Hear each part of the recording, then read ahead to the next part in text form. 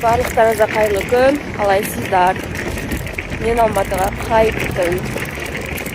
Алматы мен Бішкектің ортасы.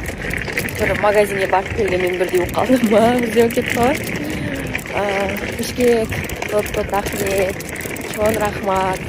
Барлықтарыңыз жазып жатырсыздар, қош келдің деп ыстық лебіздеріңізді білдіріп жатырсыздар ғой. Көп рахмет. Енді сағындырып келеміз деп көзе. Солай? Аман сен жетіп алайық. Мәссаған, мен әрі ұйықтамадым кешеден бері. Таңертең таңға дейін достарымызбен отырдық. Одан кейін таңнан кейін үйді жинау басталды. Сонымен заттарды орналастырып әлі біте алмай жатырмын. Одан кейін тамақ істеп, мына покрываланы төседім. Мамалар алып келген. Әлі енді жинастырылып бітпей жатырмын да, еще мен аяғым ауырып жүрген, өзі ақсандап жүргем. Кешегі тойда полностью аяғымның быт-шытын шығардым. Вообще ноги болят, ужас ісіп кеткен аяғым. Вообще істемей тұр, представляете? Әлі бітпей жатыр, в общем. И, кстати, сол кешегі сторисқа байланысты насчет денег, именно енді денег емес, кім ақша алып келмеді, тойға подарок.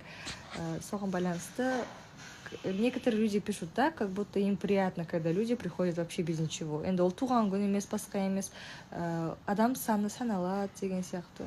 Мен сондай адам, мен барлығын есептеймін, и маған хотя бы бір 5 теңге болса да приятно.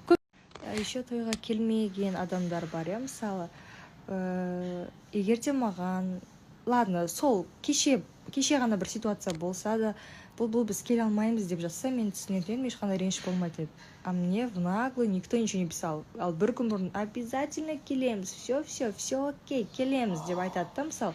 И мен ол адамдарды күтіп отырам, как-никак шақырғаннан кейін келгенін қалайсың ғой. Біздің жақындар бар, таныстар бар, келгенін қаладым. И олар, короче, келген жоқ.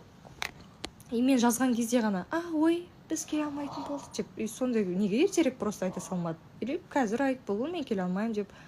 Сондай дүниелер бір бізге деген отношенияның қайтсам болады. Сыйластық. Бізге деген сыйластықтың жоқ екенін көрсетті. Осылай. Жарайды енді. Осылай болу керек болды, бірақ шүкір абыроймен тойды жақсы өткіздік.